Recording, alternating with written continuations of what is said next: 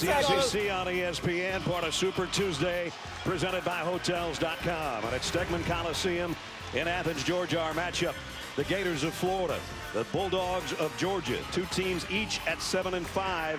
A vital game with the NCAA tournament not that far away. The SEC standings look like this. LSU and Kentucky on top. South Carolina right now knotted in a barn burner with Missouri. You see Florida and Georgia at 7-5. All teams, at least the top four, want to stay in that top four, get a double bye in the SEC tournament that starts, believe it or not, 3 weeks from tomorrow. Partner, you know, you look at these two teams, great inside work by a couple of guys that are 15-8 guys, and there's only 4 of those in the SEC right now. Well, and both of them are versatile, but in very different ways. I think when you look at Dorian Finney-Smith, he's so capable of attacking from the outside off the bounce. He's active on the glass. He's done exceptionally well. 3 double-doubles in his last 4 road games, but his versatility can stretch all the way to the three-point line. When you look at Yante Maten, his versatility is a little limited than Dorian Finney-Smith, but still really effective. One of the most improved players in the SEC. He's at his best when he catches the ball down deep, but he can stretch it to 17 in particular with the pick and roll. He needs to be able to dominate on the glass in this contest. You look at the numbers, the other 2 guys, Ben Simmons and Moses Kingsley, another one of the most improved players in the SEC. But we got 2 of the best at doing work, not only in the scoring column, but also getting on the glass. Let's take a look at the starting lineup for Mike White's Gators. Coming in tonight, a couple of changes. Casey Hill and Justin Leon in the starting lineup. The big guy, 6'11", 255. We got the strength emoji down there because he needs to add some muscle underneath and be a physical presence. Let's talk about J.J. Frazier's emoji. He needs to be a what? Shooting star, and he was not a week ago when you and I saw him in Lexington. He's on his home floor. He needs to break out tonight and have a great game. Gaines and Mann round out that veteran backcourt. Maten and Obede up front. Our officials tonight. Ron Gruber's got the ball in hand. Alandis Poole and Doug Sermons, the other 2. 2 7-5 teams. Desperate for an SEC win. Florida has not played well in conference road games, 1-4 on the road. Georgia is 5-1 at home in conference games. That's how tough it's been for just about everybody to win on the road this year in the Southeastern Conference. And that's just not limited even to the SEC. You look around the landscape, Oregon just lost 2 in the Bay Area in the Pac-12. It's hard to find wins, and so if you lose one at home, like Florida did to Alabama, you got to get one back. Florida barely got a shot away in their opening possession with the shot clock winding down. Justin Leon missed from 3-point range, and Georgia brings it down with J.J. Frazier. Key for Georgia, they're going to have to handle the pressure of Florida's defense. They have the worst turnover margin in the SEC, so they've got to value the basketball here on their home floor. 9 on the shot clock for Georgia as they're struggling a little bit to find their offense. Obede with a hook shot. He's a good rebounder, but he's not a huge threat offensively. I would rather see Yante Maten have that opportunity on that opening possession.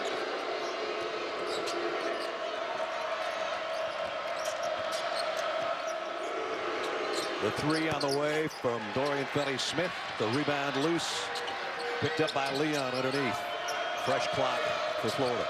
Florida, not a great outside shooting team. Now, they went through a stretch where they were shooting the ball well. Now they've kind of come back to the pack a little bit. A good decision by Casey Hill that time to drive in and get to that mid-range jump shot. Mike White was telling us his decision-making against Alabama not so good the other day in a home loss to the Tide. And here's Georgia's first turnover. 2-on-1 lob underneath. Nothing J.J. Frazier could do about Justin Leon slamming it home. Well, and that's why you've got to value the basketball. And we mentioned it in the opening possession of Georgia. Florida is going to press them.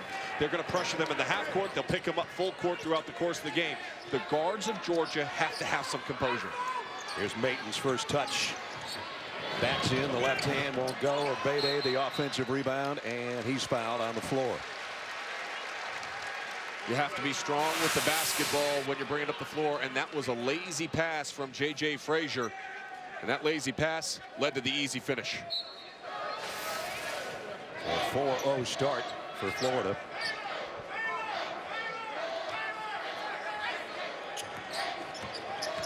Pick and roll, Maten from Frazier. And last touched by Florida.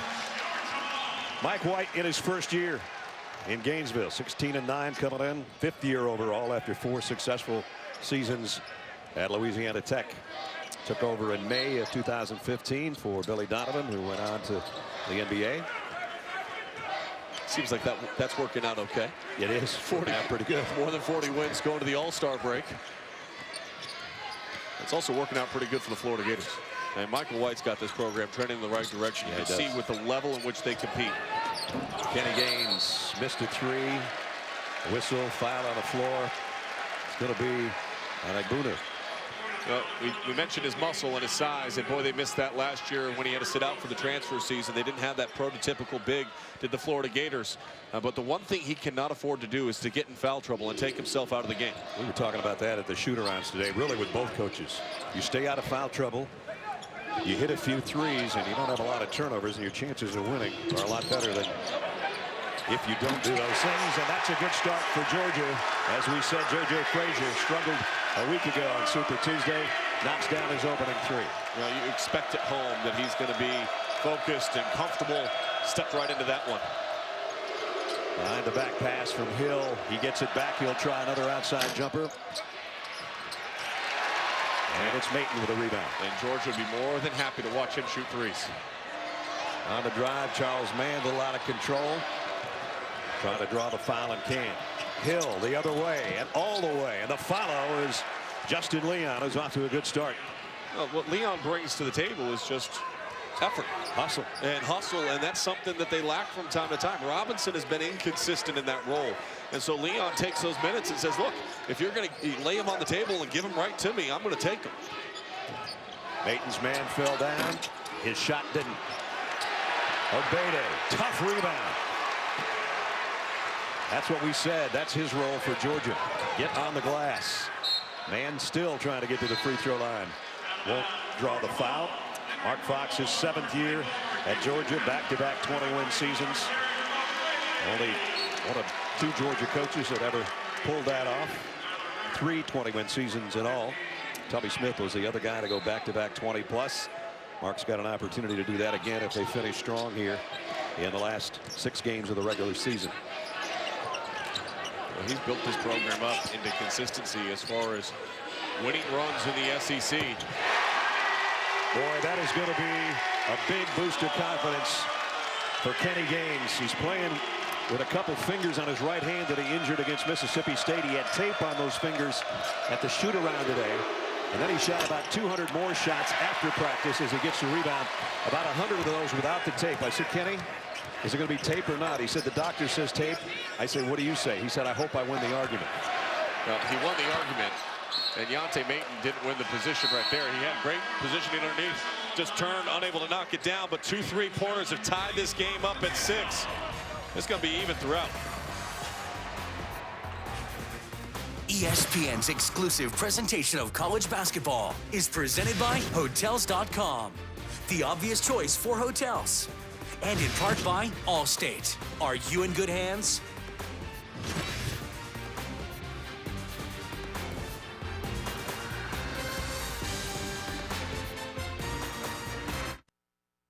You're watching ESPN's Rivalry Week, presented by Wendy's. This is the 211th meeting between these 2 teams. Florida with a slight lead. Georgia leads in Athens. First game this year was Florida's back on the 2nd day of January at the O-Dome, 77-63. They have won 19 of the last 23. Really, it's about 3 games where Georgia didn't play good at all. Texas A&M, Kentucky last Tuesday, and Florida.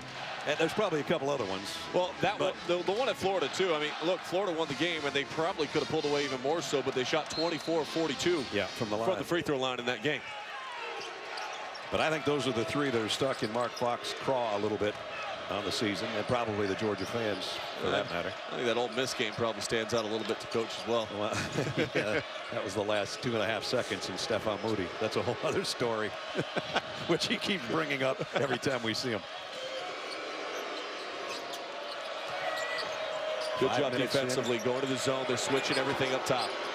3 to shoot. Gino trying to hang in there defensively, and at the last moment, Finney Smith knocks down the jumper. Florida's got to figure it out. They're 0 for 4 from beyond the arc. They're 4 or 5 inside of it. Stop shooting threes, and your efficiency level is going to go way up. This is not a good shooting team. They haven't been a good shooting team all season long. They had a nice 6-game stretch where they shot the ball well, but that was more of an aberration than an actual reality. And before J.J. Frazier's shot, a foul in the lane. And you talk about offense for Coach White, and you see the points per game, field goal percentage. 3-point field goal percentage, by the way, is up from the last time that I saw them. And they're 12th right now. And it was around 28% at the time I last saw this team in person. So that's actually improved. But again, not consistent enough. Nice job keeping it alive. Finney Smith with the tap out to Hill. So it's Gino and Gaines and Frazier on the top of the Georgia zone right now.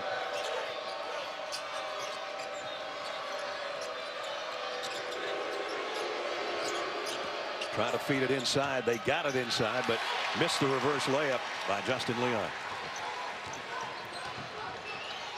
Both these programs hang their hat on the defensive end of the floor, in particular the half-court defense. And Frazier's going to go to the free throw line. Georgia, for much of the year, was #1 in the SEC in field goal defense. Right now, they're #2. Casey Hill picks up the foul. You see this updated. South Carolina takes the loss. Wow.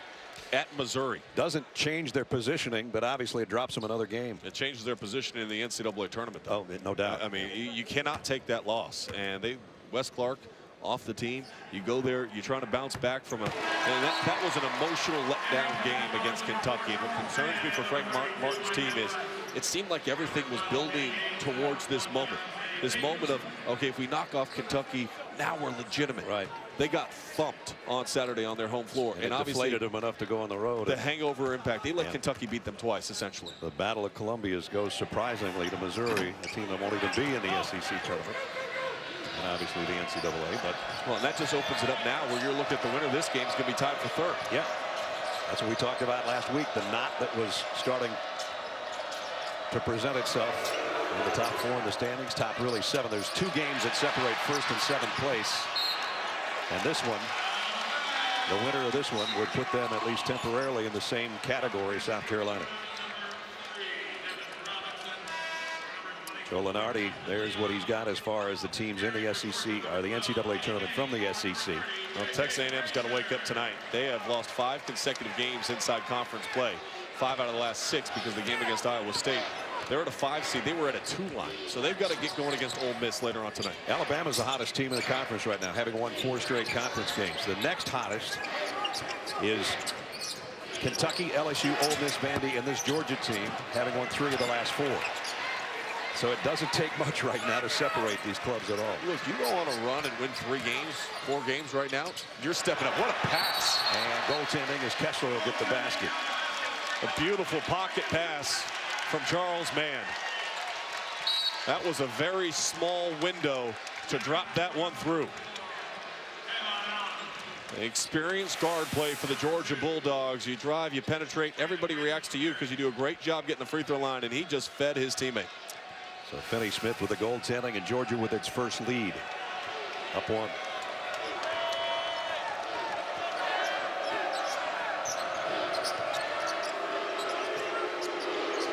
Oh, nice look down low, and all alone, Casey Hill. Somebody lost Casey Hill on the baseline. Well, if you're active against the zone, once you give it the ball, you can find a crease, and a couple of times Florida's been able to do that. Leon missed the last opportunity, but that time Casey Hill made it pay.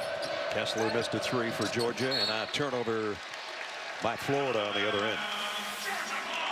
Well, watch Casey Hill sneaks in behind the back line of the defense, and poor communication by Kessler. I mean, he has got to have awareness. Casey Hill with that face mask, they didn't recognize that he was down there.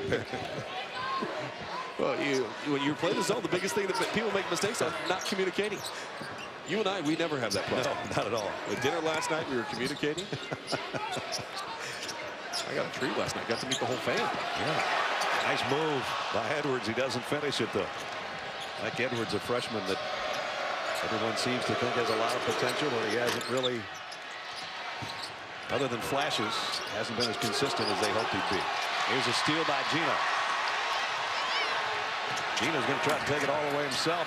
He should have gone more towards the basket, though, than fading away. I mean, he had Casey Hill in front of him. If he's worried about Casey Hill blocking his shot, stop, find a guard, and set up your offense. Which is what Florida will do right here. With 11:35 remaining in the half, and up by 1.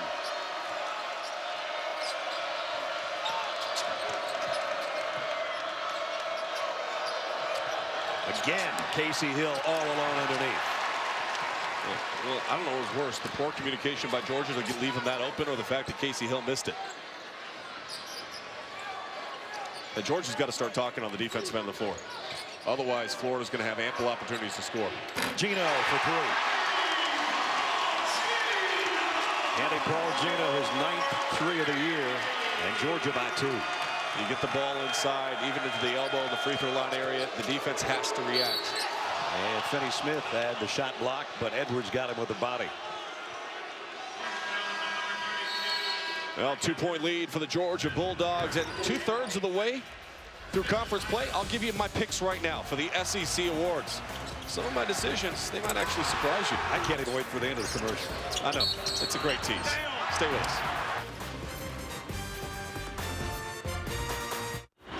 Super Tuesday presented by Hotels.com. Mr. Farnham, I would love to go in your file and see what you have for us. As you mentioned, 2/3 of the way through conference play. If today was the voting day, here's what I get. Coach of the Year, Avery Johnson. No Dazon Ingram. Kobe Eubanks never even stepped on campus, and yet they're the hottest team in the conference right now. Most improved player, sure, I could go with Kevin Punter, Moses Kingsley. I'm going Yante Maten. Freshman of the year, no surprise, although Jamal Murray is pushing him from Kentucky. My player of the year, stop, drop, shut him down, open up shot. Tyler Ulis has been amazing for Kentucky. He has been the best point guard in college basketball, period, especially for the last 10 games. He was 6'5", he'd be a lottery pick. He has been sensational, and I know a lot of people are shocked you didn't say Ben Simmons. Ben Simmons' numbers are going to be off the charts, but who does more for their team? I'm going with you. And you look, Tyler Ulis, and I understand there's a lot of great guards in college basketball this year, in particular at the point guard position. But take Saturday, for example.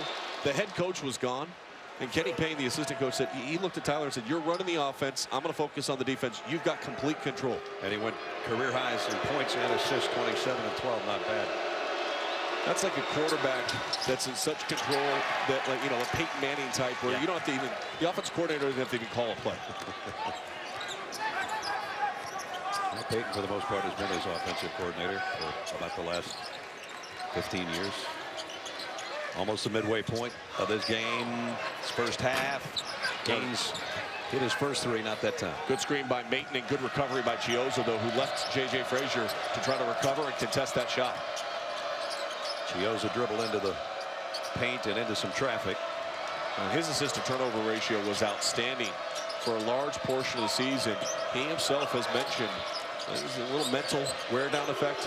He's turned the ball over a little too much recently. Finney Smith on the baseline. All white jerseys underneath. Ogbede with the board. Maten asking for it. Finally got it. Ogbede in the elbow. How about that? Big Derek averaging 3.6, his first basket. Coming off career high 13 rebounds against Mississippi State. So that's how vital he is on the inside. Had that shoulder injury early in the season, or he would have been the starter a long time ago. Well, we're used to seeing that big-on-big pass, though, for Georgia. And you remember last year with Nemi and Marcus Thornton, they worked so well moving the ball, and they got to develop that between Yante and Ogbede. The Dogs with a 3-point lead. That's the biggest they've had so far in the first half. Maten on the outside. Going to go baseline or try to. Gaines 3 off the back, and a battle between 2 Gators for the rebound, and that one's won by Egbunu. Chioza looked like he might have gotten away with a walk. As it is, Egbunu is fouled by Ogbede. Wednesday night at 9, college basketball's greatest rivalry one more time. Duke and North Carolina at the Dean Dome. Wednesday night hoops, part of Rivalry Week, presented by Wendy's. Also streaming live on Watch ESPN and the ESPN app. I cannot wait for that game. You look at the meetings as ranked opponents. 74 times as ranked teams. And it's added to it again this time. Yep. I mean, it's unbelievable and how close all those games have been. To me, it's like the Red Sox Yankees. You know, nationally, I think sometimes people go, you know, great. It's Duke, North Carolina. We got to listen. It's the best rivalry in college basketball. Growing up on the West Coast, when those two teams matched up, you stop what you're doing and it becomes appointment television. And tomorrow night, it'll be exactly that. Egbuno, you saw back-to-back double-doubles, 5 on the year, and not normally that great a free throw shooter, but knocked down those 2. Frazier waits for the traffic to go by, hits the jumper, but a whistle and a foul underneath before the shot. Chiozza picks up his first foul. Trying to fight through the screen, too much contact. I think that's what Coach Fox, when he was talking to us, he wanted to put them through a lot of on-ball screens. He wanted to try to get them into some foul trouble. Frazier got a pick and got just good enough a look to knock down the deuce. See, that's a byproduct of that last foul call. Now you're not fighting through the screen quite as hard because you don't want to pick up another foul, and that's what freed up J.J. Frazier. And that's the first basket for Kayvon Allen, the sensational freshman for Florida. Averaging 11.5 points a game. Nice feed down low to the big man. Hits the deck after he makes the shot. Abede with 4. And Chiozza is fouled. You go back to that previous possession. Watch how J.J. Frazier got open. Here comes the on-ball screen right here, and that screen right there is going to catch Chiozza, who's not fighting through it quite as hard because he just picked up the personal foul going into the leg of the screener on the last possession. Allen on the inbound knocks down a 3. Back-to-back outside jumpers by Kayvon Allen, and we're even at 18 at the 8-minute mark.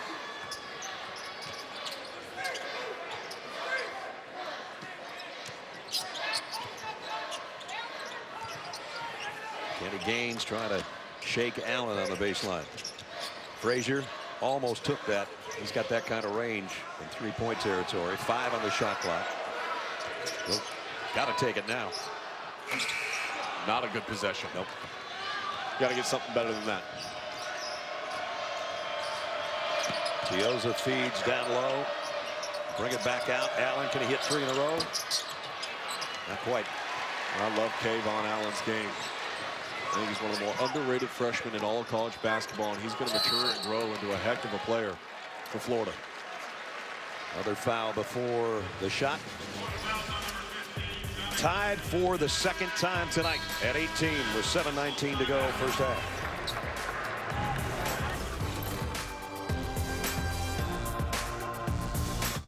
Tied at 18 here in the first half, 7:19 remaining. Georgia doing a good job on their 3-point shooting. Not so much for Florida. But what I want you to notice about that 3-point shooting, great weak side screen by Abede. That time you get the ball inside, your defense sucks in, and you find Kessler. Now another great weak side screen, that time by Kessler, opens up a high quality 3-point shot. Right now 3 of 8 from beyond the arc are the Georgia Bulldogs. Florida, 1 for 10. Yeah, not good. And that's coming off a 3 for 21 against Alabama. So sometimes you live by it, you die by it. But you're 6 for 9 inside the arc, so you've got to stop settling if you're Florida. Yeah. Keep the pressure on Georgia at the defensive end of the floor. Turn down the open 3-point look, especially when you're not knocking them down. Gaines on the drive, and it strips, got it back. And the rebound off to Kayvon Allen. And he's going to try to take it coast to coast. Nope, he kicks it out to Robinson.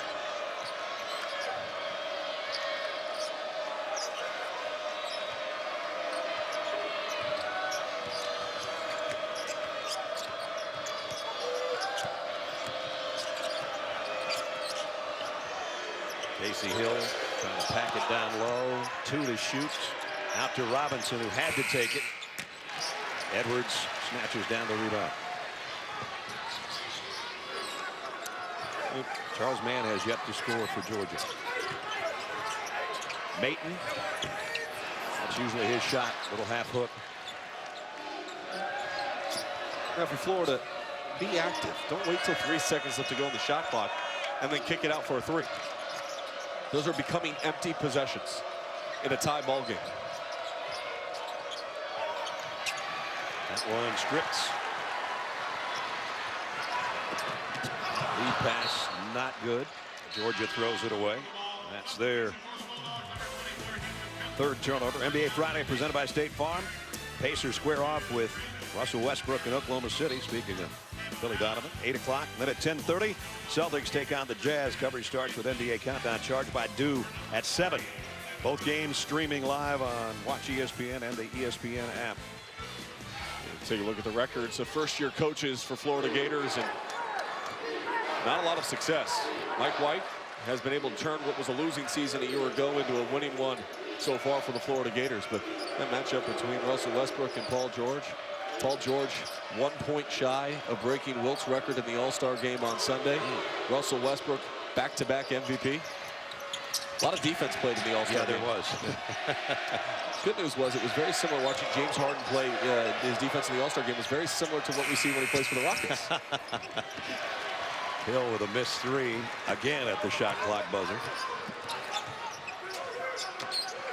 The trade deadline looming. A couple moves today in the NBA. Chris Broussard was all over it on SportsCenter all day long. I think he's going to live on the set for the next 2 days. No doubt.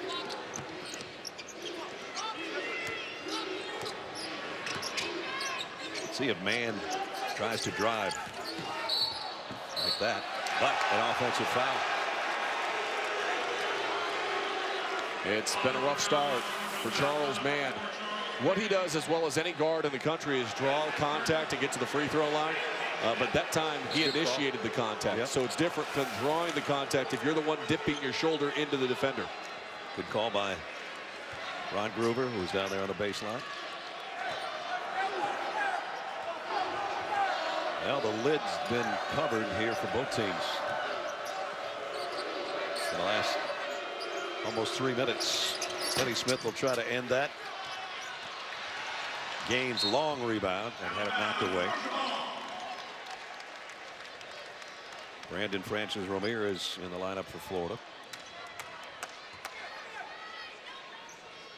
This game has come to a screeching stop. It's doing good at the beginning. We saw a screeching halt to the offense last week for Georgia. Boy, did we ever. 18 minutes and change without a field goal. Right now, Georgia's over 3 minutes and 50 seconds without a field goal. We don't need that to happen again, or I'm going to start drinking coffee again.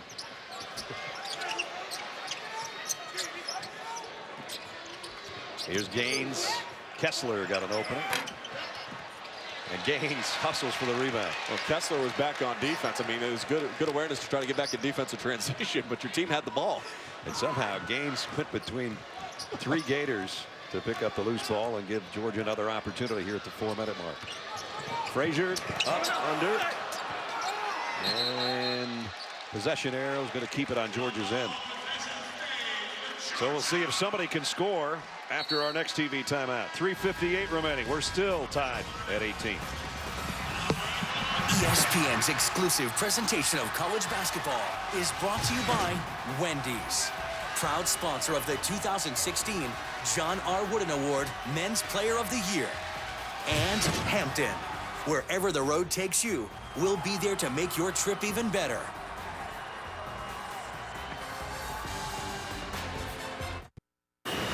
I'm Ad Namver. Coming up on the Jeep Halftime Report, Seth Greenberg and Jay Williams. Jay, what happened with West Virginia and Texas? Well, Texas was able to do what they've been doing, contest and contain. Also, the Tigers rolling Columbia in SEC clash for South Carolina and Missouri. All that more is coming up on that Jeep Halftime Report as Seth and Jay exchange fist bumps. Brad, back to you. All right, Ed, now we're going to try to get you a field goal again before halftime. 18 apiece. You were over in the huddle. I just went over to the huddle for Georgia, and he said we want to go a little old school right now. And they talked about not great shot blockers underneath it. You've got to be strong and get over your shoulder. They want to get Yante Mate going underneath here instead of an on-ball screen. Georgia's gone about 4.5 minutes without a field goal. Florida over 4:15. Maton on the outside and a 3. Oh, there goes the old school get the ball underneath like Coach is talking about in that last timeout. That's his second 3 of the year. Well, he's the perfect guy to break the tie. Had to be. Had to be. And again, the back door is open with the guards. In this case, Chiozza was all alone underneath, as Hill has been a couple of times tonight. Georgia's going to have to figure that out. Nice job defensively, though, to block the shot.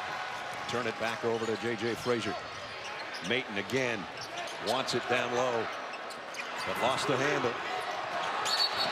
Nice hustle by Florida, but still going to be Georgia ball. And the thing that they talked about in the timeout for Coach Fox was they don't have great shot blockers underneath, so you got to be strong with the ball, utilize your shoulder, create an angle, and he was looking at Yante Maton trying to encourage him to do that.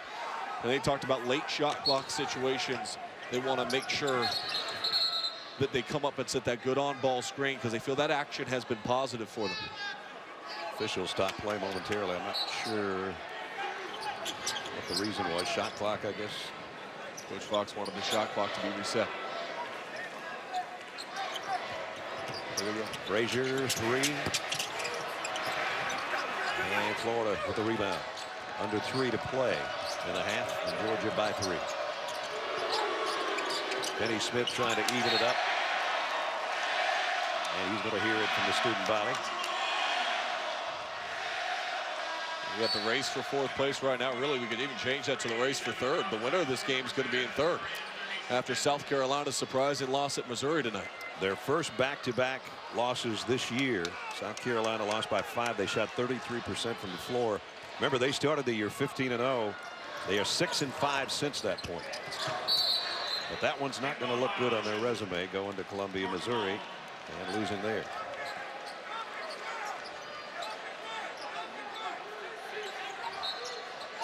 Kick ball, Georgia inbounds. Kenny Gaines says, I need a little help, fellas.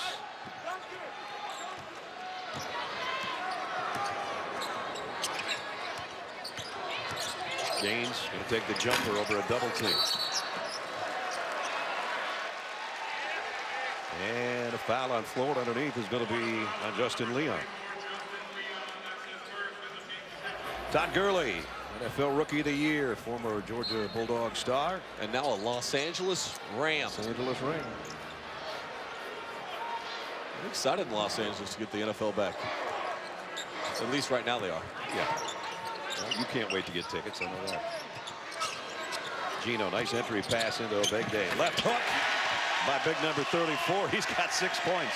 He just did a good job posting up, sealing deep. He carved out his real estate and made a simple move. Yes, he's heard me the last couple of weeks say he's not much of an offensive threat. He actually has as many points as J.J. Frazier in the first half. Leon up off the window, almost got that to go. Instead, foul on Kenny Gaines. You go to the last possession, though, and what I love is this is exactly what Mark Fox was talking about. Look at the post position where he's going to catch this ball. You got to watch his feet. He pins and seals. Both feet were in the paint. His left foot stepped out right when he went to catch it.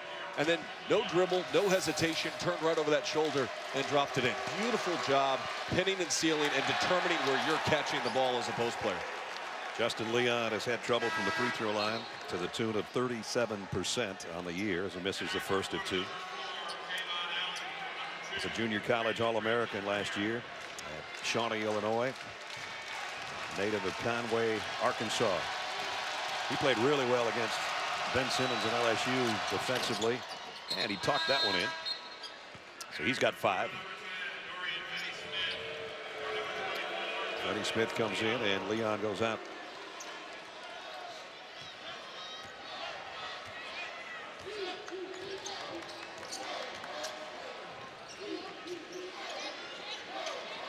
Frazier around a Maton pick. Mismatch there for a second. You had Chioza switch and he was on Maton. Frazier should have dribbled the ball back and dumped it down to the post. 10 on the shot clock. Tough cross-court pass to Gino. And stepped out of bounds. Turnover. Well, we talked about Georgia's struggles last week against Kentucky, 22%. Mississippi State quite a bit better tonight, 31. Well, but yet they have the lead, and a big part of that is because their commitment also to the defensive end of the floor. Florida's only shooting 27%. So you're shooting 31, but your opponent's shooting 27. Chioza. And that's falling. Now Allen. Both missed threes. I got this one. Oh, nice hands, partner. You gotta give Mr. Nessler some love. I mean, that's a nice job, partner. We can dap it up too. I mean, guys in the studio aren't the only guys that can get fist bumps. Watch Mr. Nestler's hands. Got it. Look at that. Beautiful. One hand. Nice follow through on the return. That was a nice, very good job. Timeout. Georgia timeout, 1:03 to play in the half. When we are done here, Steve Levy and the connoisseur of puck, Barry Melrose, special edition of Sports Center at night, live from the Levy Lounge. They'll be joined by the great one, Wayne Gretzky. Break down all the hockey highlights. And believe it or not, pitchers and catchers report tomorrow. You got to be kidding me. Sports Center at night after our game right here on ESPN. I'm so excited for pitchers and catchers to report. It's an even year. That means the Giants will win the World Series this year. You got it figured out already. I can't wait. October in the Bay. My Braves were picked to win 65 games, so I'm not as excited as you are. Well, the Mets and the Cubbies obviously going to have high expectations heading into the season. Frazier on the baseline, got away momentarily. 8 on the shot clock. Maton inside on a late pass, didn't get the rim though, and it's still Georgia ball with 4 to shoot. Partner, he didn't extend up with his left arm. He kind of just, Tyrannosaurus Rex'd it towards the basket instead of really going up hard and extending up with his left hand. Gator armed it actually. Here's Frazier off the inbound. Got the 3-and-1. Might only be a 2. It is, but it's a chance for a 3. Boy, with that many seconds remaining, to hit this shot is big right before halftime. Well, and he's going to come off the screen into this area right here, and this is designed, obviously, out of bounds execution. Well done. And that's one aspect of the game that I think every coach, Seth in the studio would agree. You get about 8 points on out of bounds underneath. You put yourself in a really good situation, those special situations. Out of bounds underneath, side out of bounds, late shot clock. How do you execute? And a good job there by Georgia. And then you've got the number 6 free throw shooter in the SEC trying to make this a 3-point play.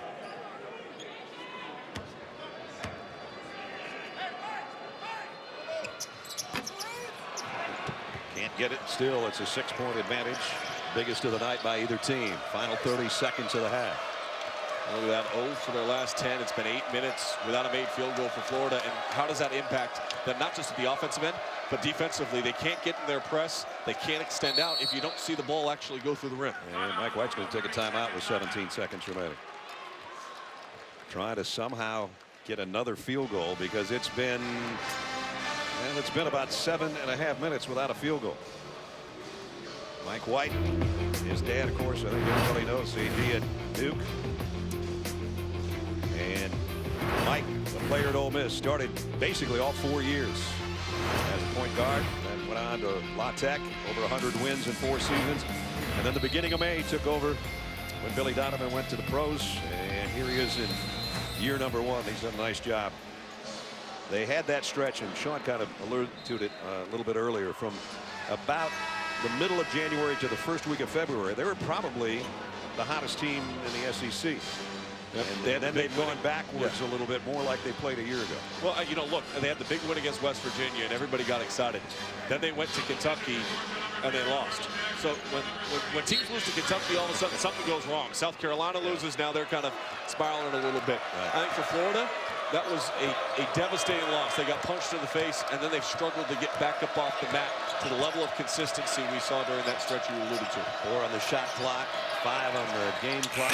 Allen missed the outside jumper. Kenny Gaines going to try from about 70. There's something about you and I. Teams just go into a funk and have trouble scoring.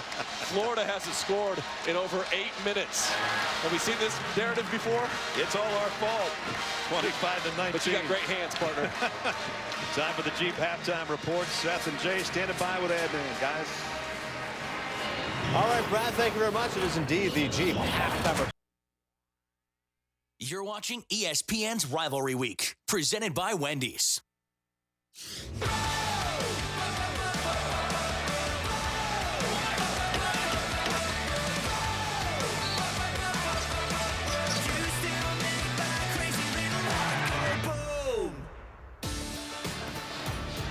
It is Rivalry Week. These two play twice a year. First one was prettier than this one. Florida won on their home floor. This has been a struggle for the Gators. There's the stats, 24%. It's been quite a while since they've scored a field goal. Well, you look at it, and 11 straight field goals missed, and there's a reason for that as we go to the ATT fast analysis. late shot clock and just settling. It's like those commercials I see on TV. People just settling all the time. You can't settle. You got to be able to knock down shots and be aggressive. And late shot clock, when you're not a great three-point shooting team and you're 1 for 17, and to kind of put this into perspective, it's after 10 o'clock. The last time that Florida's made a field goal was 9:28 p.m. About 37 minutes ago. That's not good. It's not good. No. Yeah, halftime is part of that, but you've got to be able to knock down shots when you're on the road, and it's not like Georgia's been so efficient offensively that they've separated themselves and really pulled away here. Brad Nessler and Sean Farnham with you from Stegman Coliseum, where we can only assume the second half is going to be a little more active than the first. But it's 2 7-5 teams, more importantly, that are trying to move into that spot where they could possibly end up 4th in the conference, with the conference tournament set 3 weeks from tomorrow. If you finish in the top 4, you've got a double bye, and that's what they're working at. Not to mention an NCAA berth, a possibility for both. It's a remote possibility for Georgia right now. Bracketology, Joe Lunardi and his group had Florida already in, but if they lose this game, I'm not so sure. Obviously, the point of emphasis coming out of the break is to not settle for those three-point shots. Twice they get the ball down low to Egbunu. And Egbunu, that was his first field goal of the night. First field goal in a long time. In a long time. 8 minutes and 41 seconds of clock time, but as we said, almost 40 minutes on your watch. Maton on the inside, missed with the left hand. So Florida, a golden opportunity here to tighten things up immediately in the opening minute and change. Nice spin. Baseline spin by Egbunu. Boy, he left Maton in the dust.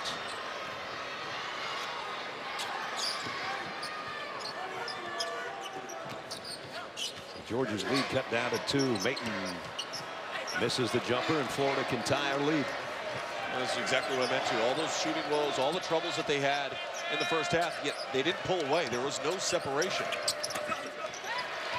Gaines pulls down the miss by Egbunu, who has the opening 4 points of the half. And has attempted every shot in the half so far for Florida. And O'Dede.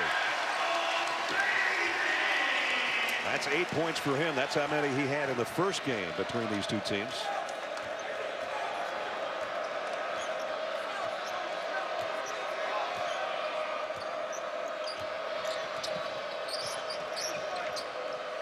Starters are on the floor for the Gators.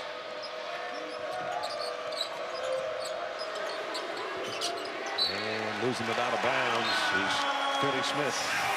Well, take a look at the last 2 buckets. You're going to see Ogbede move.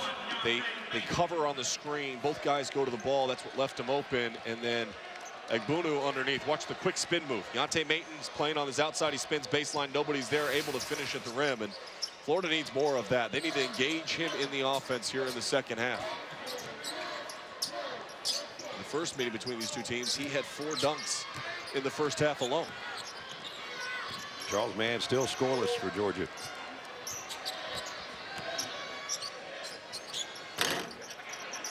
And the rebound off the miss, Casey Hill.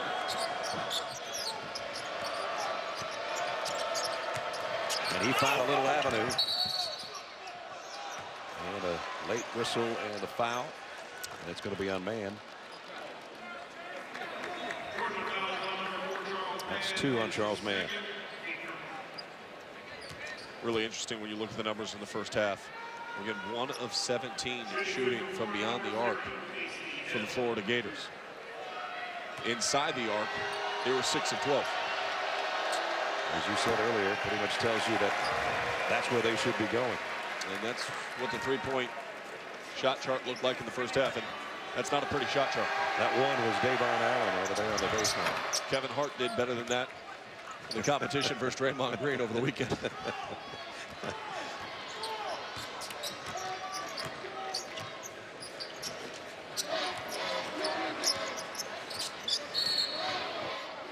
And another whistle. This foul's going to be on Kavon Allen on the baseline. That's 2 on Allen. Egbunu has 2. Chiozza has 2.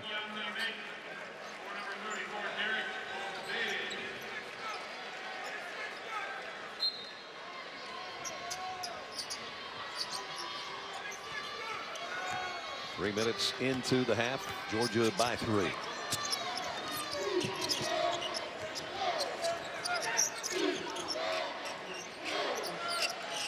Look how stagnant the offense is, though. I mean, the ball has been stuck in Kenny Gaines' hands, not going anywhere. Nobody's cutting. Nobody's really moving.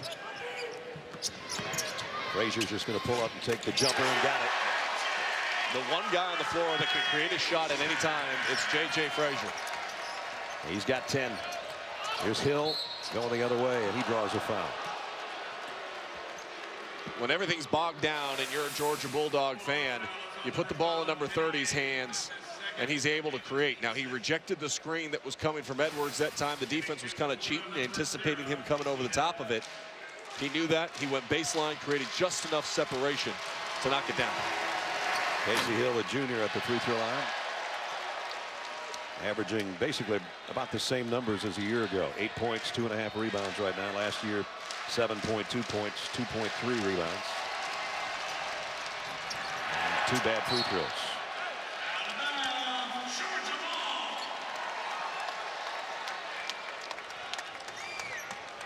And neither team seemingly wanting to just grab this game and create any kind of separation.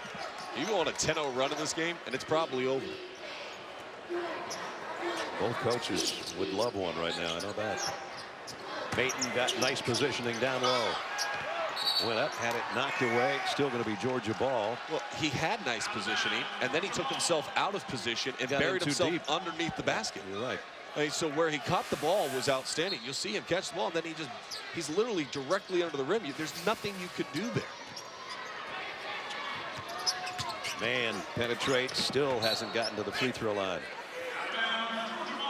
He's tried. Florida's doing a nice job defending Charles Mann on those drives that usually send him to the stripe. And the other thing that the Georgia Bulldogs did a great job of is limiting their turnovers in the first half as far as live ball turnovers. Mann missed on the baseline jumper. And as I mentioned, a big part of that is because Florida can't get in the pressure defense because they're not making shots. Hard to press when you can't get a shot to drop. So 15:58 remaining in the ball game. Georgia was up by 6 at halftime. They maintain a 5-point lead. That guy's going to join us when we come back. ESPN's exclusive presentation of college basketball is brought to you by Wendy's, proud sponsor of the 2016 John R. Wooden Award Men's Player of the Year, and Infiniti, luxury cars that deliver inspired performance.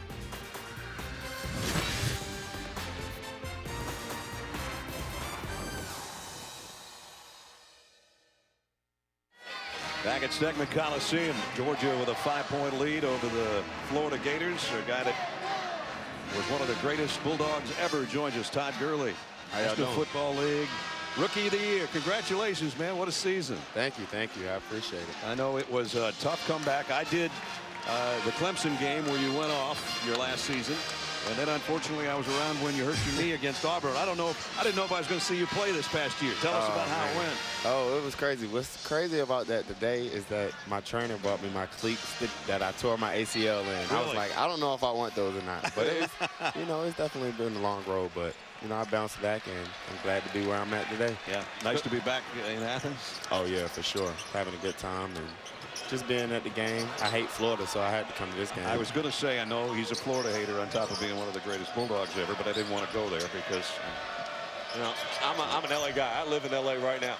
Oh. It's buzzing out there, and the jerseys are flying off. For all the people back in Los Angeles watching this game, how excited are you, and how excited are you as an organization? Because you had the training camp last year in Oxnard where you played the Cowboys. You felt a little bit of that love. Yeah, we definitely did. When we went back, it was a lot of love. A lot of fans came and supported.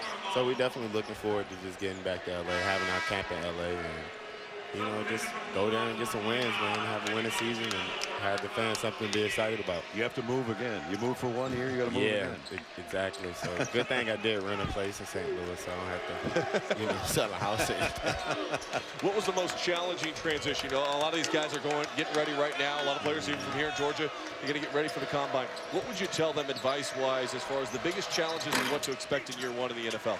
It's long. It's definitely a long season, but don't even get that in your brain because at the end of the day, it's long. So just go to work, try to be prepared every day. You're not going to feel good every day, but you know, you still gotta look at the bigger picture of everything. And trust me, once the off season comes, you're gonna be so happy because you never got any time off like this in your life. Deontay Maton hits the outside jumper as Georgia goes up by 7, goes right back down to 5 as Kayvon Allen on a drive.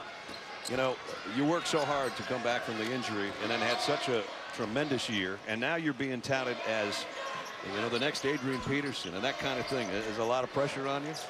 You know, it's not no pressure. You know, like I said, I've been playing football my whole life, so it's the same stuff I always do. But you just got to stay level-headed and just keep working hard. You know, and it's good when they're trying to compare you to another great player like Adrian himself. So, you know, definitely a great friend. I got to meet him at the Pro Bowl and seen him during the Super Bowl. So, you know, definitely got some good advice from him for sure. I know these guys, probably Kenny and Charles, and some of these guys on the floor are good friends of yours. Yeah, definitely supported each other over the years. Yep, good friends. Came in with them, class of 2012, and you know my boy's still here, so I'm glad to support them.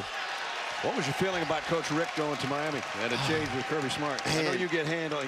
It was. I was so mad. I think it was like right before. Did this happen like late December? Yeah. So it happened like right before I went out before we played the Seahawks, and I was like, hold on, Coach Rick got fired. My initial reaction, like, I didn't know, you know, what the situation was or anything, so I was just kind of pissed off. I was like, I'm going to take it out on the Seahawks.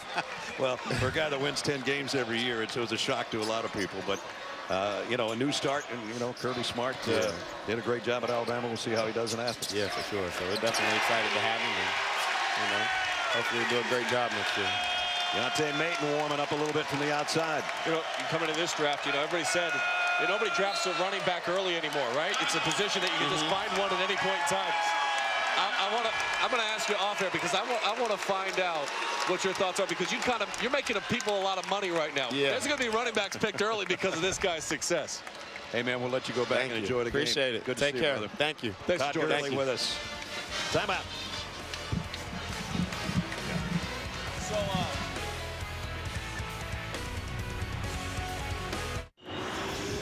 Super Tuesday presented by Hotels.com, part of the SEC on ESPN. Brad Nessler, Sean Farnham. We thank Todd Gurley for being along with us. I just got a text from a friend of mine that said, you guys should call the Defensive Player of the Year awards, because every time we watch you, it's 33-26 in the second. sounds good to me. I'm all good for that. By the way, I did want to get, you know, Todd Gurley asked me off air about, you know, changing the perception of running backs in the NFL, where nobody was taking running backs in the first round. And he said he really feels as though Henry and Elliott should be first-round picks this year by the NFL, and he thinks him and Gordon did a nice job this year representing the rookie class. Well, he's the next great one if he's not already great. And we appreciate him being along with us. My brother said he came home for Valentine's Day, and he said, you know how that goes? That lasts a week. My brother-in-law back in L.A. said the only reason he might become a Rams fan is because of Todd Gurley. And that was a three-pointer made by Florida. Kayvon Allen, that's 2 three-pointers for him. He has both of them for the entire team. They're 2 for 20. And 10 points for the game for Kayvon. Cuts it down to 4. Here's Kenny Gaines. He rimmed out a 3.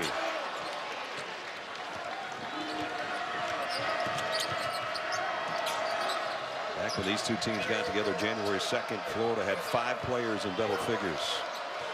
They have 1 tonight so far. That was Kayvon Allen after hitting that 3.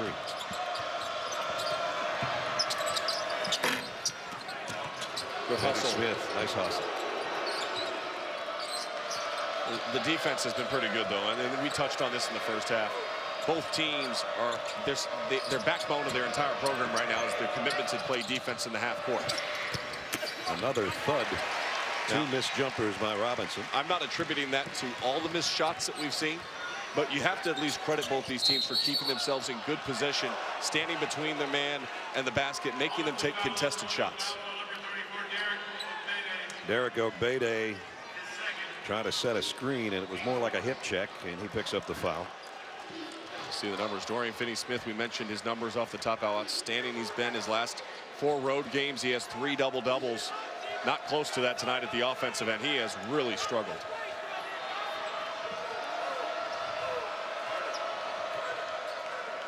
Chioza goes over, has a quick word with Coach White. Allen on the miss, another rebound by Gaines. He's done a nice job on the boards tonight. And Kenny had it stripped as he tried to go coast to coast. Georgia turns it over. Here comes Florida. Finney Smith fouled by Mann, but he prevented what would have been a slam and possibly a three-point play. Mann picks up his third foul. Timeout, 11:35 remaining in the ball game. Georgia clings to a 4-point lead.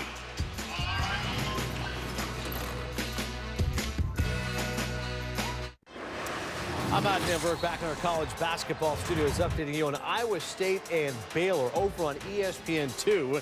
As you check out the Bears, look at Torian Prince, the Prince of Rise. Baylor right now 4-point lead. Make sure you catch college basketball live 11 p.m. on ESPN2. That's back to you. All right, and thanks. It's 33-29 here with 11:35 remaining in the ball game. One team shooting 26%. That's Florida. Georgia a whopping 32% from the floor. And at the free throw line, Dorian Finney-Smith.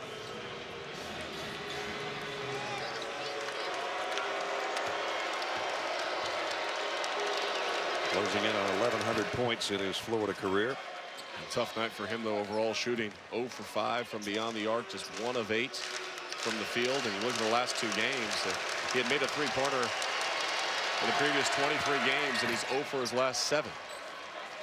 Well, he does make it a 2-point game here. They need to get him going. It's a 2-point game, and the best player's not playing well. Whichever team's offense comes out of the Rip Van Winkle thing here the next 11 minutes is going to win the game.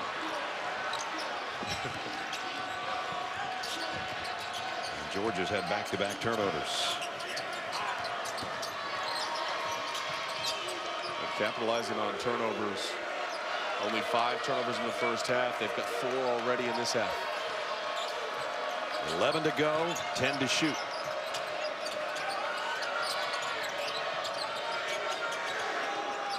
Allen straight up with it for 3 and the lead.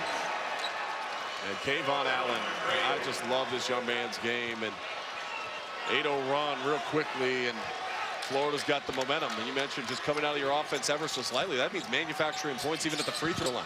You don't have to even make shots in this game. 10-2 Florida run. Mann finally gets off the schneid. Charles Mann in the lane.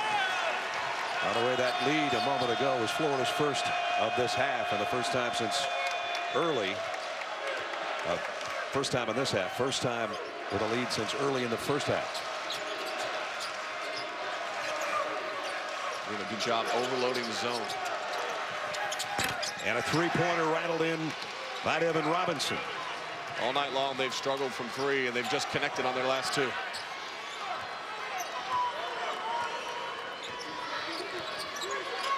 He said they live by it and they die by it at times, and they died by it against Alabama.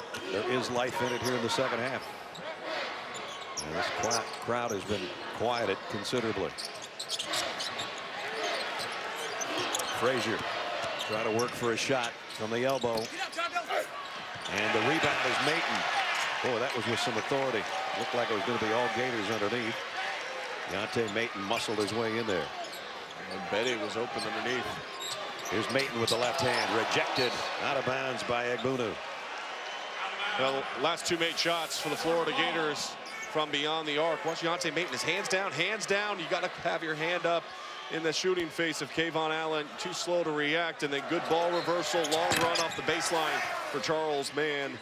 A clean look, and 2 that have gone down for Florida. So the Gators with a 2-point lead. Mann backs up, takes a 3. Doesn't take many. Buried a big one there.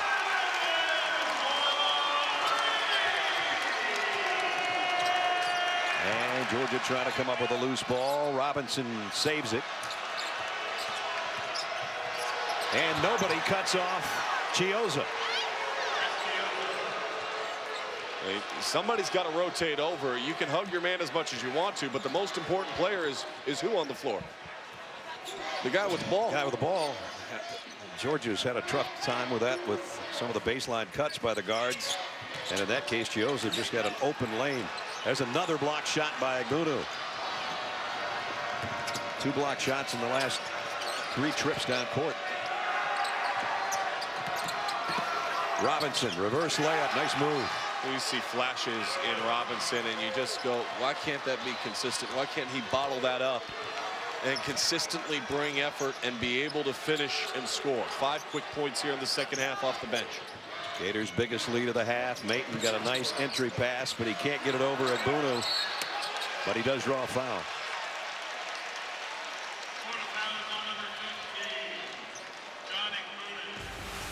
Defense, someone's driving down the middle lane. Somebody's got to step over.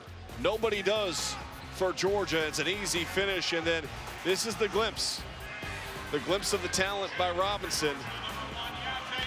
And he's got to be able to sustain his energy level and focus. If he does, he could be a much better player than he is. Deontay Mayton at the free throw line. First trip there tonight. He's got 5 points this half.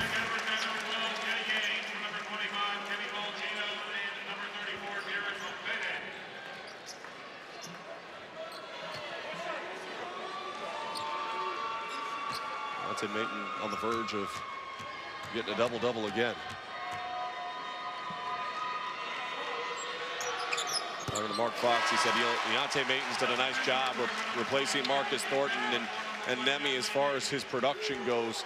The biggest difference between last year and this year is they haven't replaced Deontay Mayton. Right. Meaning the guy that could come off the bench and provide some toughness, some rebounding, and some point production. They haven't found that consistently yet. Mark's been searching, that's for sure. But nobody's jumped to the forefront. Under 8 minutes, Kessler with a steal.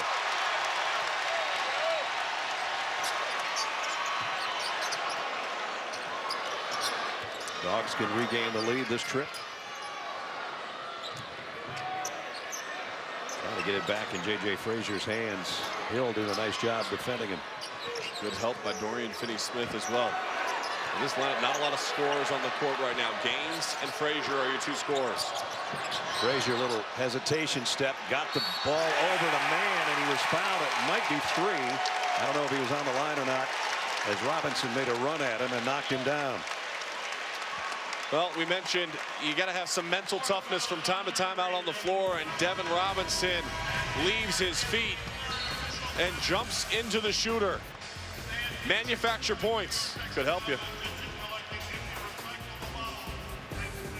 ESPN's exclusive presentation of college basketball is presented by Hotels.com, the obvious choice for hotels, and in part by Sprint.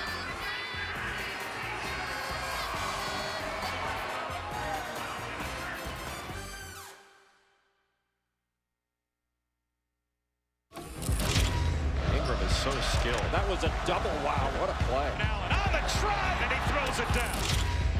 Johnson, wow, that's another 3 for Marcus Page. They're so explosive. You think about Hall of Fame coaches, superstar players. There is nothing finer than Duke Carolina.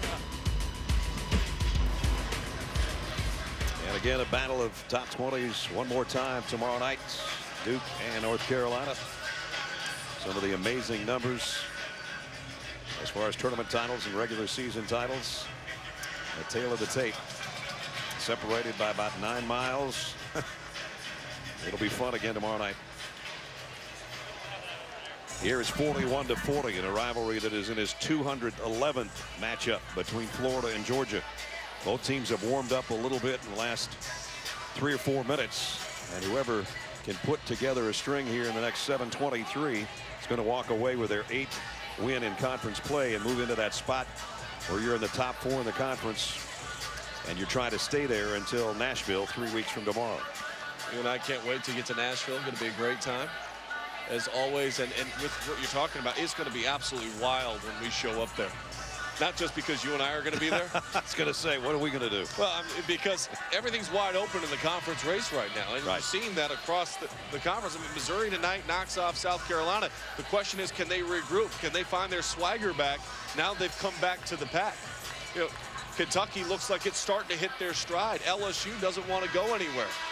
And now you're wondering who out of these teams that are 7-5 are going to start separating themselves. I think the team to watch is Vandy. They're the one that had the promise early in the year, the expectations. They weren't playing great basketball, but Wade Baldwin is starting to control the game a lot better, not turn the ball over, and they're playing through Damian Jones. Vandy is up by 6 right now, we understand. And as I said earlier, they've won 3 of their last 4, as has Georgia. Charles Mann at the free throw line. He gets there more than any Bulldog in history. He's made more than any Bulldog in history. He's never scored more than 10 points against Florida. That's kind of weird. Tonight he has 6. It makes all of these. He can get to 9, and they're going to need him to score more in the last 7 minutes of this game if they're going to win. Well, they couldn't talk that one in. Looked a little uneasy on that, as he did the first one, actually. He's a 70% free throw shooter. Consistently works this whole team, this whole Georgia team, and Mark Fox, every shoot around we go to, a good 40-45% of their shoot around is making free throws. And they put competitions on the line between guys and really try to create a game-like atmosphere. And Mann knocks down 2 or 3. For him, that's really good. Charles Mann gives Georgia the lead back by 1. 7:19 remaining. Crowd trying to help out now. It's Georgia's defense. It's been so good all night. Trying to come up with a stop, and the littlest guy on the court comes down with a rebound and a lead to Maton, and Maton with the left hand. J.J. Frazier facilitated that from one end of the court to the other. Georgia by 3. Well, your defense leading to some of the easiest offense we've seen all night. There hasn't been a lot of fast break points.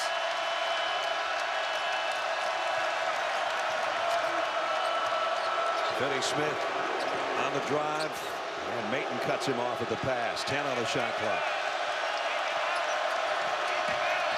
The freshman, tough shot on the baseline for Kayvon Allen. He's got 15 points, 10 in the second half.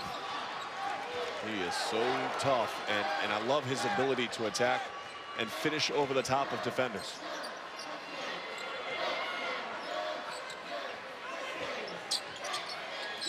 Maton rattled it out from the free throw line. Robinson with the rebound. Florida can take the lead back.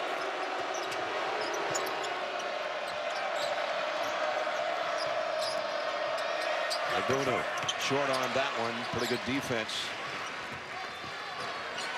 Bede.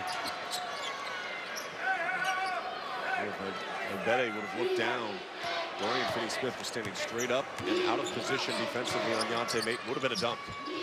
Mann tried to get it to Maton. Robinson cuts that attempt off. 8 on the shot clock. Mann's going straight up with it. And that was not a good possession there, partner. No. Nobody moving, really. Casey Hill moving through traffic, and again, a Florida guard finds an open avenue. You know, this is one of those games, we've touched on this time and time again. Neither team able to string together any level of consistency. You have to be aggressive. And when you're not shooting the ball well from the outside, and certainly for Casey Hill, and you know your strengths and weaknesses as a player, utilize the on-ball screens, create a seam and a gap, and look to attack. Georgia's been a step slow, pinching in, helping off the wing on those type of drives all night. Should be a huge three-point play. He struggled from the free throw line. That continues. That was last touched by Agunu. Out of bounds. But still, Hill, 1 of 5 from the free throw line, has given Florida the lead back. There's a little full court pressure. They haven't seen a lot of that tonight, Georgia. A good job by Florida forcing Yante Maton to bring the ball up the floor. He's not comfortable with it, so he breaks the timeline. Immediately has to set the offense, and he's not the guy you want facilitating. Mann drives, does not get the foul. Finney Smith pulls it down. And now Agunu inside over Maton. And Mark Fox is heated right now, and he's going to call a timeout, and he's upset about the fact that there is no foul called at this end of the floor as Charles Mann drove in, and you can see, Coach, he's jacked up. How important is this game for both of these coaches? The contact underneath, no whistle. It goes back down to the other end, and Agunu able to finish underneath on the nice dunk down. And this is such an important game, and we mentioned this because of where the conference standings are at. Trying to build momentum for Florida. They're trying to recapture the one they let slip away at home against Alabama. And for Georgia, they understand protecting your home court in this particular college basketball season, how much more significance is placed on that, given the fact that everybody struggles on the road. Let's check in right now. 3-point Florida lead.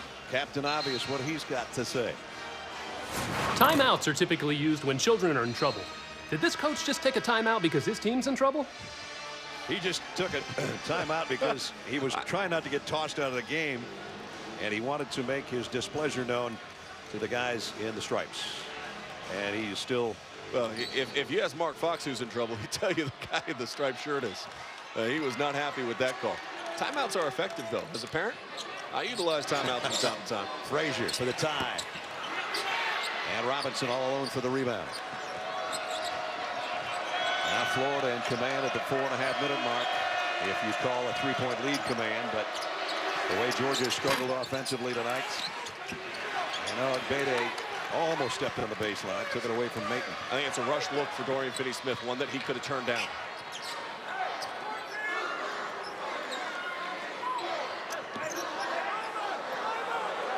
Had to give it to J.J. Frazier way out near midcourt.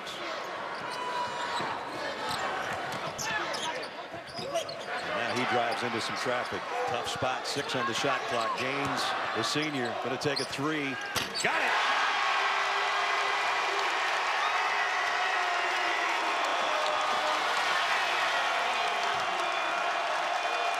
Tied at 47.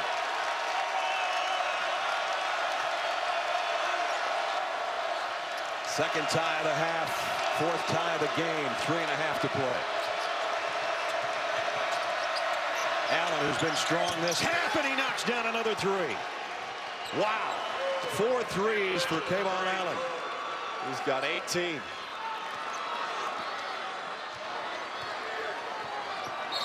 And Georgia takes a timeout with 3:12 remaining. Well, for a game that has struggled as far as finding any rhythm and flow, especially from the outside, it's been the 3-point shot. Kenny Gaines steps in and knocks this one down on late shot clock. And Kayvon Allen says, you know what? I got you. I'll see you. Gators up by 3.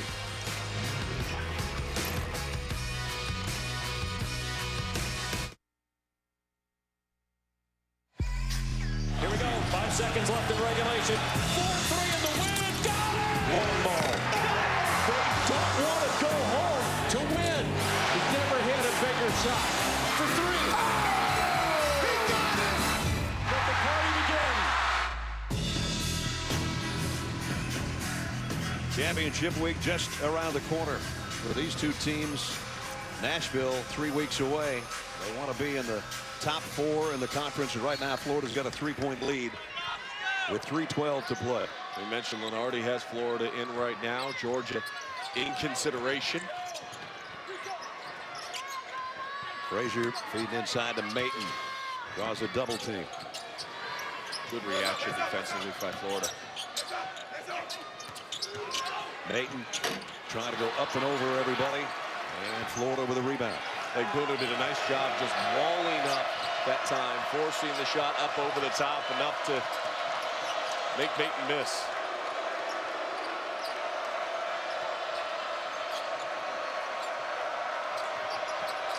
One more field goal would give Florida their biggest lead of the night. Finney-Smith. And Robinson keeps it alive. Fresh shot clock. Not a good look, though, by Dorian Finney-Smith. I mean, he has been not just off, but way off tonight. 1 of 10 from the field. Hill working against Maton, of all people. And Egbuno again got free for a slam. And it's a 5-point Florida lead. And credit Casey Hill. His playmaking ability set up Egbuno underneath. And boy, Georgia needs offense, and they need it rather quickly now. This is a guy that usually can get it for him. And on the inside, a foul as Casey Hill picks up his second. We go to the last possession. Watch Casey Hill drive, and as we freeze it right here, this defensive player is stepping over. That opens up Egbuno right there on the outside. An easy dump down pass. Nothing Charles Mann could do, and you get the dunk. Maton again, double team. And a tough pass. It's knocked out of bounds by Hill. Yeah, shorten that up. I mean, that's too long of a pass with the length and the speed of Florida right now. They're really active at the defensive end of the floor. You've got to be much crisper with the ball if you're Georgia. So this moment right here, You got to try, in my opinion, you try to get something for J.J. Frazier. I Get agree. him going towards the rim. We'll get him on an open look three. There hasn't been a lot of openings. And Charles Mann waits, gains, trying to get it to Frazier on the baseline. Well, you see, but he's closing out and a good job with the deflection, but just dump it down quick. Throw a little bounce pass in there. Don't throw the straight line chest pass. Would have had J.J. Frazier wide open. And now Mann's going to have to do this himself, probably, with the amount of clock remaining. Bounce pass to Mayton. That's a tough shot, though. And Florida saves it on the baseline, and they're in control right now. The minute 15 to go. Georgia's going to have to foul.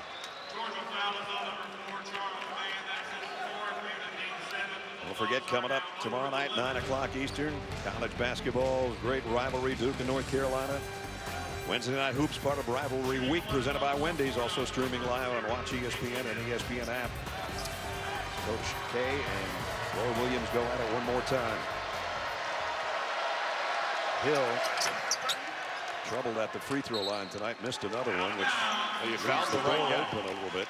Well, I mean, that's the thing that can open the door here in the final minute of this game. Anytime Casey Hill gets the ball or you can foul him, you foul him and send him to the line. 6 minutes ago, Georgia had a 3-point lead. Florida's been on an 11-3 push since. And now with a minute to play, Georgia needs offense in a hurry. And that ball kicked by Frazier, I think it was. J.J. kicked it out of bounds, trying to handle what was another tough pass from a teammate. They're going to review to make sure that the ball went off of, but I think that was pretty clear to you and I both sitting here. Yep. The handoff, and it goes, yeah, off the knee of J.J. Frazier. That's going to be a quick one, easy to tell. Off his right knee, good defense by Casey Hill. How about the resiliency of Florida? Yeah. You know, a win is a win, and sometimes they're not going to be pretty. And sometimes your offense is going to struggle. I mean, in the first half, they shot 5% from three. 5. In the second half, they're shooting 50% from beyond the arc. Kayvon Allen was really the catalyst of everything, it seemed, offensively in the second half. Now, Egbunu's gotten some easy baskets underneath, and he's in double figures, but I think the freshman was the guy that turned the course of the game.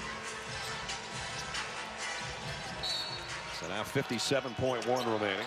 Georgia's got one timeout left. Florida has 2. And a good substitution taking Casey Hill out of the game. They put Chioza in, who's a much better free throw shooter, for the final 55 seconds. Frazier forced to foul Finney Smith, just trying to get a quick one. So Finney Smith, who's 3 out of 4 from the line, will step up there again.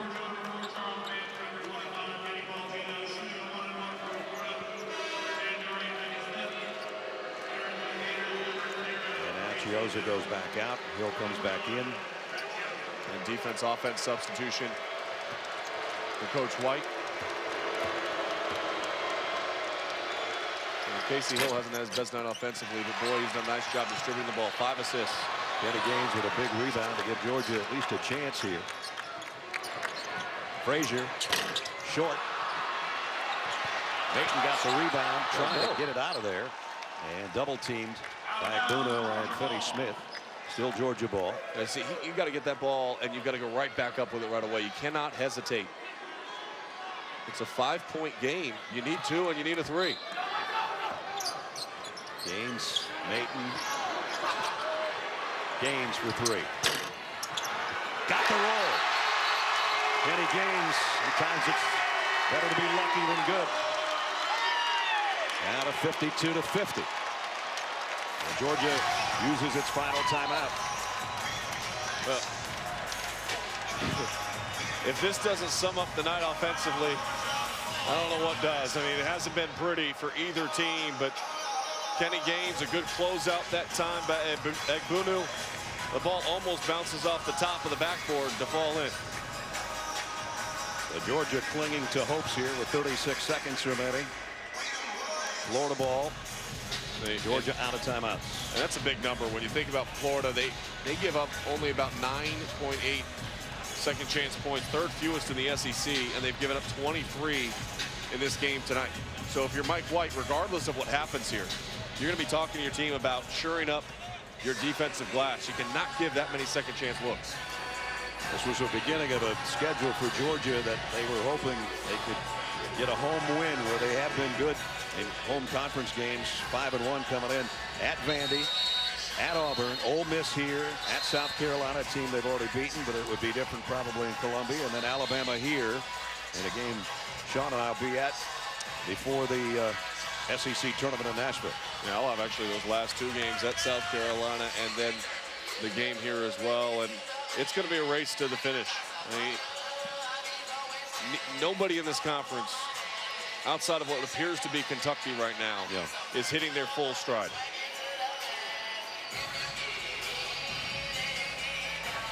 And now Georgia does not have J.J. Frazier out there because they need somebody to foul a Florida Gator that isn't J.J., who has 4 fouls. Florida has struggled at the free throw line in the second half, 3 out of 9.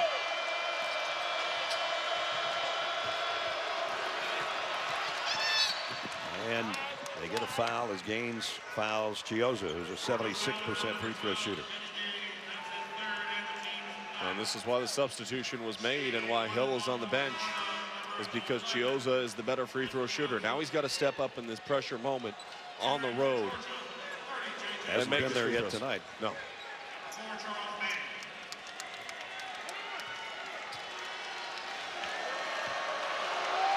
So Chiozza, the sophomore in Memphis, with the pressure on here with a 2-point lead. No problem. Knocks down the first. This is the more important one. It makes it a 2-possession game. Still plenty of time on his 32 seconds. Aggressively get the ball and go. Look to attack. And both the guys that can finish best going to the basket and timeout by Florida are Frazier and Mann. Those are the 2 that can really turn the corner and look to attack aggressively. We showed you Georgia's schedule. Here's Florida and what they have remaining. You look right now, South Carolina stumbling. Lost the last 2, just lost to Missouri. Are they mentally going to be able to bounce back from this loss at Missouri to refocus themselves and get their feet underneath them Saturday? An opportunity for Florida. You want to ideally split on the road, take care of business at home. Vanderbilt at home, they look like they're playing some better basketball. At LSU is going to be tough. At Kentucky coming to your place on our final Super Tuesday. Not a lot of easy winnable games immediately when you look at that. You know, you don't usually expect a freshman to change the complexion of a road game in the SEC, but that's exactly what Kayvon Allen has done tonight. Had 5 points in the first half. He had the only first half 3-pointer that went down for Florida, but he's hit 3 in the second half. 13 of his 18 points in this second stanza, and boy, he turned the complexion of the game around without a doubt. And what I love about Kayvon Allen is just he's a quiet guy. He doesn't make it about him, but he just goes and competes, and he continues to compete every single play. And we were touching on this earlier. You and I were talking about the difference between last year's team and this year's team. I think number 4 and number 15 are the difference makers. Yeah. They play hard. You got 15 that adds the muscle underneath. You've got 4 that never stops looking, never stops hunting to make plays on the outside. And of course, they're the 2 newcomers, one being a freshman, one being a transfer that didn't play a year ago. 4-point game, 32 seconds to go. J.J. Frazier will run it up. Looking for a screen, looking for Kenny Gaines for a 3. Got it! Georgia doesn't have a timeout left. Gaines with 3 threes in the half. The ball's dead on the floor right now. And finally, Florida will inbound. Well, Florida not calling the timeout, and Casey Hill is out on the floor. And they're trying to foul Finney Smith. No whistle. Finally, one comes with just under 20 seconds to go. What a shot by Kenny Gaines. J.J. Frazier comes off the screen up top. Casey Hill hesitates and pinches in. And if you're going to pinch in, then you've got to close out from the back line of your zone defense. That didn't happen, and Kenny Gaines knocked it down. Kenny with 3 threes in this half has made it a 1-point game. Finney Smith will shoot 2. And rips the first one.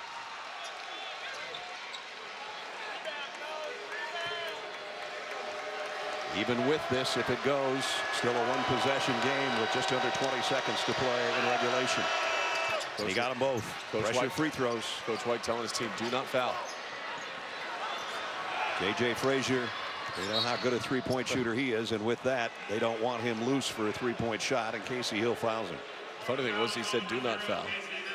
And they go ahead and do it, which is a smart move actually, because it's only, I believe, the 6th team foul, 5th team foul. So you've got a couple fouls you can give here, take more time off the clock.